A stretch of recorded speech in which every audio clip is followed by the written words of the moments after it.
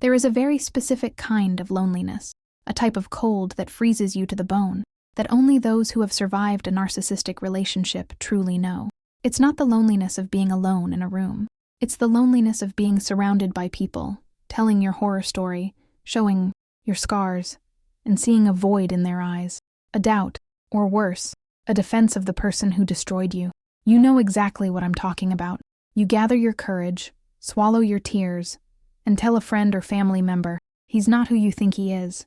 He humiliates me. He manipulates me. I'm living in a living hell. And the response you get is a condescending smile and phrases like, "Oh, but he's so nice," or, "Are you sure you're not exaggerating? He always speaks so highly of you."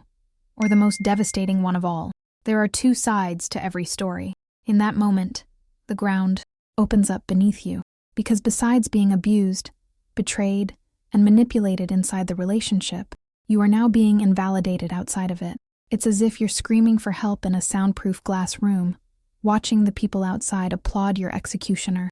This feeling that nobody believes me isn't just painful, it's maddening. It makes you question your own sanity. You start to think, if nobody sees what I see, could I be the problem? Am I the crazy one? The difficult one? The ungrateful one? I am here today to tell you with surgical precision, no, you are not crazy. And the fact that nobody believes you isn't an accident, it's not bad luck, and it's certainly not a failure in your communication. What you are experiencing is the end result of a complex psychological operation, an image management campaign that started long before you even realized something was wrong. The narcissist doesn't improvise, he scripts, and in this video, we're going to understand exactly how he rewrote reality for everyone around you, turning you into the villain of your own tragedy, and why, until now, the world has bought into that lie. Take a deep breath. Let's tear down this stage. My name is Lauren Mitchell. My purpose with this channel is to show you that the problem was never you, and more importantly, that you are not alone. If this video touches your heart, I invite you to check the link in the description. You'll find an ebook created with a lot of care to help you reframe what you've been through, strengthen your self-esteem, and reclaim the you that was stolen from you.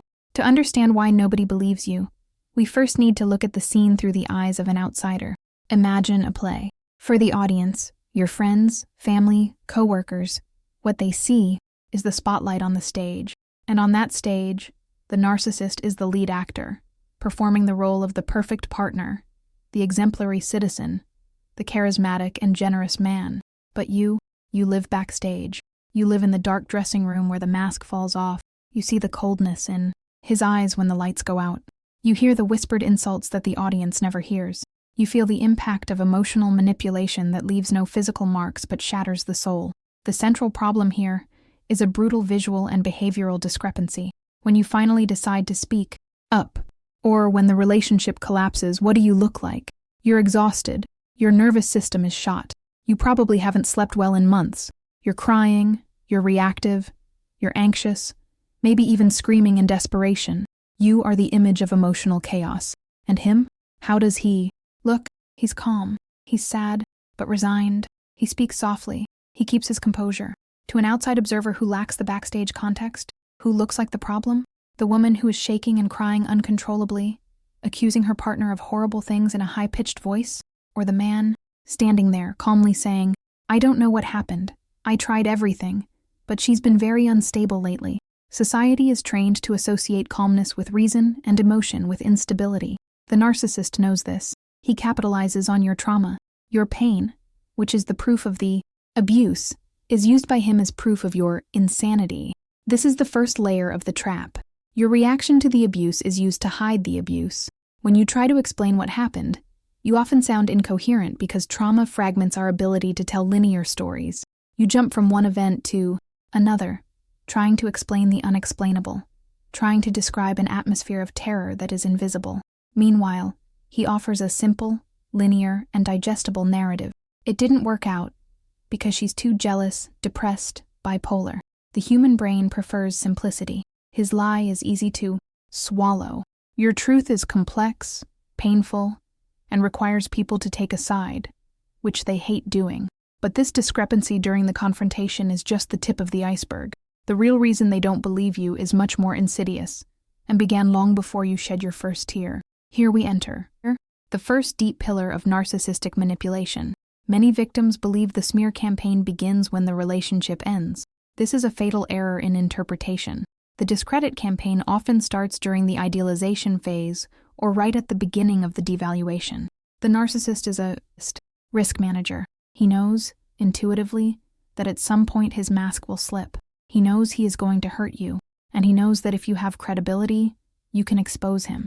So what does he do? He starts undermining your credibility preemptively. This isn't done with direct attacks. If he told everyone, "My wife is crazy," right at the beginning, no one would believe him because they saw you happy. The technique is much more subtle. It's what I call the concern injection. Months, maybe years before the discard, he started planting seeds in the minds of friends, family, and even your own support network. He would say things like, "I'm so worried about her lately. She's been so stressed with work. She comes home and takes it all out on me. But I understand. I put up with it out of love." Or, "She's been drinking a little too much, hasn't she? I'm worried about her health." Or even, "She's wonderful, but she has this possessive jealousy that's getting hard to handle. She makes up things that never happened." Notice the perverse genius of this move. He's not bad-mouthing you. He's presenting himself as a worried, caring, and patient partner. He is building the image of a saint who puts up with your supposed instability. When he does this, he is creating a confirmation bias in people's minds. He is handing them a pair of glasses with distorted lenses. From then on, everything you do will be interpreted through those lenses.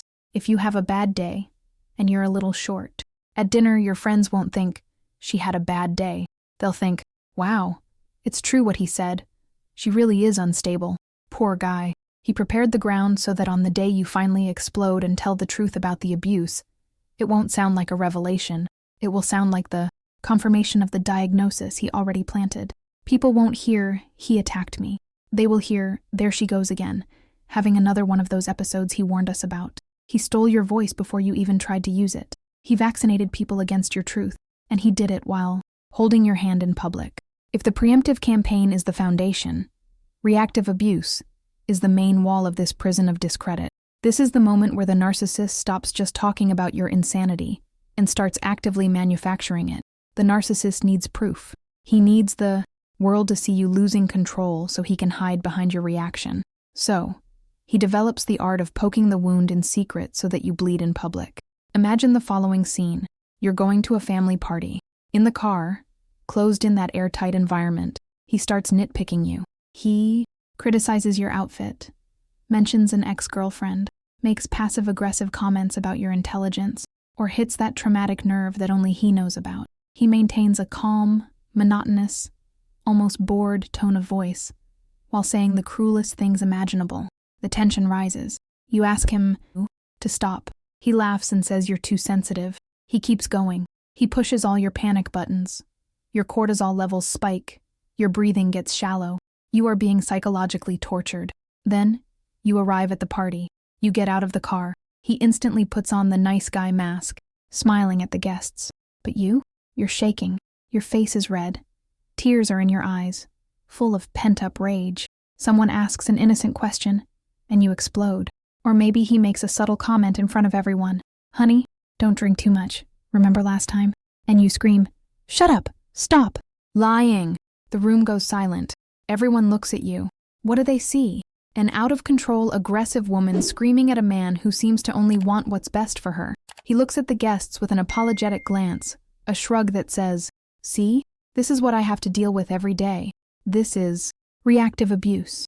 It is the victim's defensive reaction being manipulated to look like an attack. The narcissist is an expert at starting the fire and then running to call the fire department, pointing at you with the matches in your hand. He knows exactly how far he can push you before you break, and he times that break for when there are witnesses. Often, he goes further. He pulls out his phone and starts recording after he's been provoking you for hours. He records the moment you scream, curse, or throw something at the wall. He has the video proof, but the video doesn't show the 3 hours of psychological torture that preceded that 1 minute.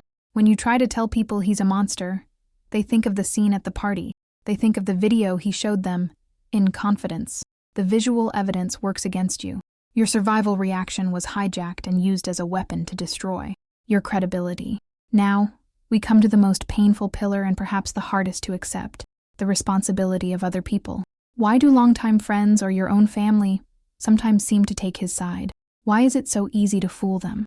The short answer is because they want to be fooled, not consciously, but psychologically. Believing the victim of a narcissist requires a massive emotional effort. If your friends believe you, they are forced to accept some uncomfortable truths, that the nice guy they love grilling with is actually a predator, that they were fooled and manipulated by him this whole time. Nobody likes feeling like a fool, that evil exists in a very close and mundane way, and that we are not safe. And the most laborious part, that they need to take action, cut ties, or create conflict. Human beings, by nature, seek the path of least resistance. The path of least resistance is to believe the narcissist's narrative. His narrative preserves the status quo. Oh, they're just a couple with problems. She's a little difficult. He's a nice guy trying to make it work. This story requires nothing from the spectators. They can keep inviting him to parties. They don't have to feel the weight of guilt. Your narrative, however, the truth, is heavy. It's disruptive. It requires people to choose sides. It brings human ugliness to light. Furthermore, the narcissist mirrors people's desires. He's a chameleon. With your father, he talks about sports and politics exactly the way your father likes. With your friend, he's the attentive listener. He seduced everyone, not romantically, but socially. Breaking that image is painful for them too. They have a relationship with his mask, and they like that mask. There is also the phenomenon of system justification. People tend to believe the world is fair. If you are suffering this much, or if you seem so crazy, there must be a reason for it that comes from you. Accepting that someone can be systematically destroyed without having done anything to deserve it is terrifying to most people. So they blame the victim to feel safe. If she were calmer, he wouldn't act like that. They don't disbelieve you because your truth isn't convincing, but because his lie is more comfortable. Denial is their defense mechanism, not an assessment of your honesty. Understanding all of this, the stage, the preemptive campaign, the reactive abuse, and the emotional laziness of others, hurts. It hurts to realize how orchestrated your isolation was. But this understanding is also the key to your cell. As long as you are desperate to convince others, to make them see the truth, you are still playing the narcissist's game. And in his game, on the board he designed, you will always lose. Because he controls the pieces of public perception. True liberation happens when you stop trying to be the defense attorney for your own life in the court of public opinion.